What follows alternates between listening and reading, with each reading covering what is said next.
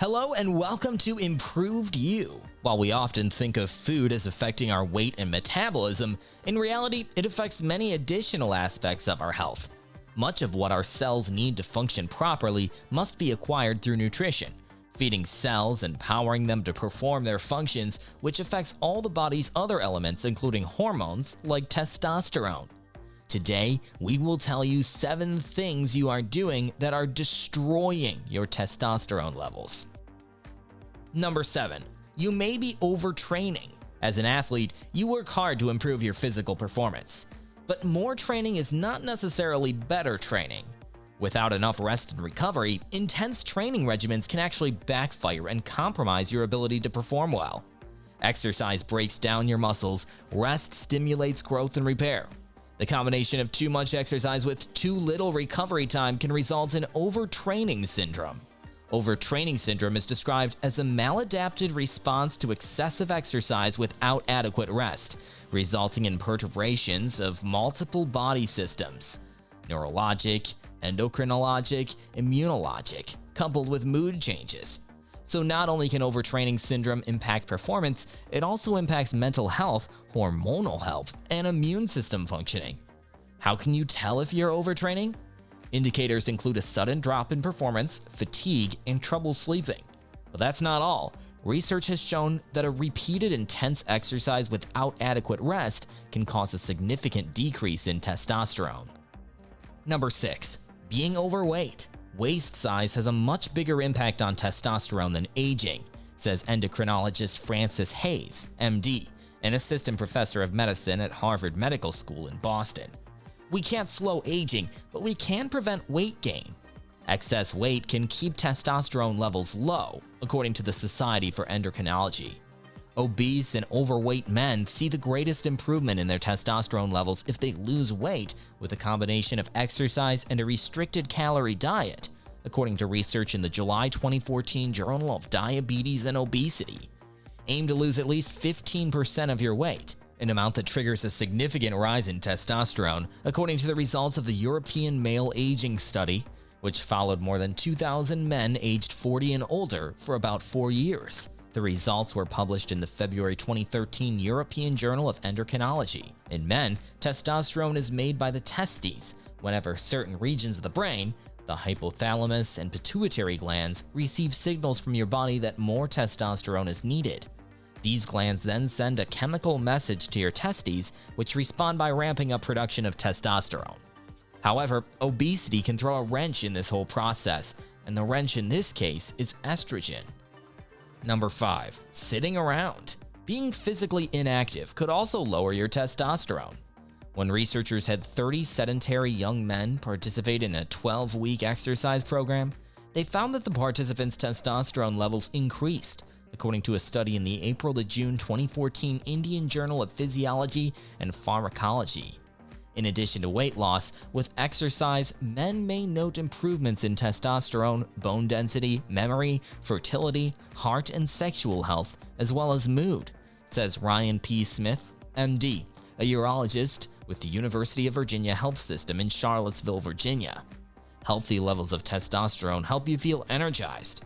One of the biggest complaints among men with low testosterone levels, however, is that they feel tired and unfocused a lot of the time, no matter how much they sleep. If you have fatigue that lasts for weeks and can't be explained by stress or extreme activity, talk with your healthcare provider. Number 4. Using narcotic pain medications. Continuous use of narcotic painkillers can cause low testosterone, says Dr. Sadeh. A review article in the May and June 2015 Journal of Opioid Management found a strong link between long-term use of narcotic pain medications and hypogonadism, but cautioned that researchers do not yet know whether there's a link between chronic pain management and low testosterone. Talk with your doctor about how to stop using these medications, Sadeh advises. The condition of men having low testosterone with long-term pain medication or opioid usage is called opioid-induced androgen deficiency, or OPIAD. Low testosterone can be caused by pain medication effects on part of the brain, hypothalamic pituitary axis, which ultimately results in decreased testosterone production by the testes. Typical symptoms of low testosterone or hypogonadism may include decreased muscle mass, increased fat, osteoporosis, anemia, erectile dysfunction, delayed ejaculation. In addition, men with low testosterone may experience decreased attention and decreased libido, fatigue, and depressed mood. Few studies have looked at hormonal changes caused by long-term opioid usage in men. Number 3. Using anabolic steroids. Use of anabolic steroids for bodybuilding will cause the testes to shut down their testosterone production, Sideh says. This could be permanent, even after discontinuation of these drugs.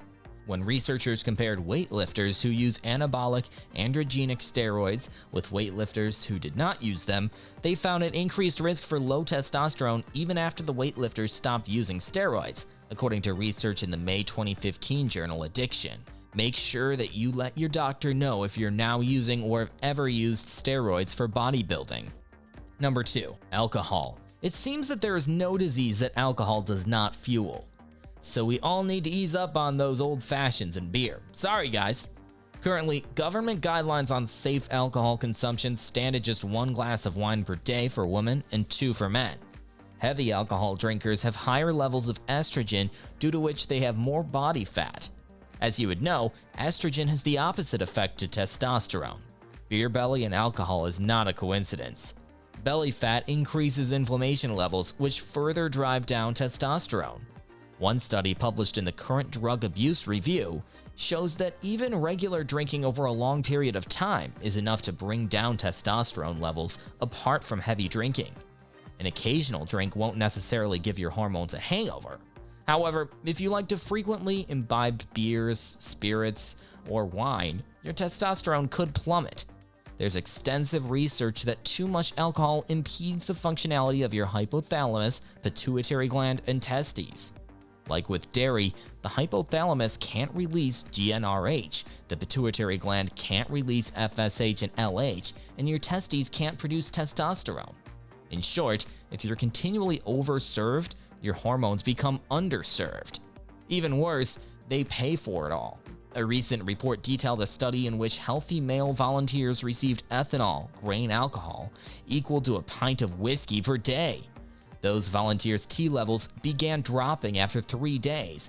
After 30 days, their significantly deficient testosterone levels closely resembled those measured in alcoholic males.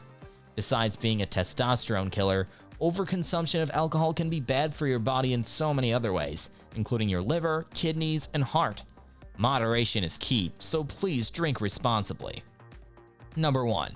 Not getting enough sleep. Sleep disruption does tend to lower testosterone, and there's a link between obstructive sleep apnea and low testosterone, Dr. Hayes says. A review of research underscores the complicated relationship among excess weight, sleep disturbance, and low testosterone, and examines the recommendation that men both lose weight and use a CPAP machine to correct sleep apnea. The research was published in the June 2014 journal Current Opinion in Endocrinology, Diabetes, and Obesity. While researchers untangle all of this, take Sideh's advice. A normal sleep cycle is important. Try to stick to a regular sleep-wake cycle and get plenty of quality sleep. If you or your partner suspects you have sleep apnea, a condition in which you stop breathing briefly during the night, talk with your doctor. Plasma testosterone levels display circadian variation, peaking during sleep and reaching a nadir in the late afternoon, with a superimposed ultradian rhythm, with pulses every 90 minutes reflecting the underlying rhythm of pulsatile luteinizing hormone or LH secretion. The increase in testosterone is sleep rather than circadian rhythm dependent and requires at least 3 hours of sleep with a normal architecture. Various disorders of sleep, including abnormalities of sleep quality, duration, circadian rhythm disruption, and sleep-disordered breathing, may result in a reduction in testosterone levels. Do share with us in the comments if you have more information about this. Thanks for watching.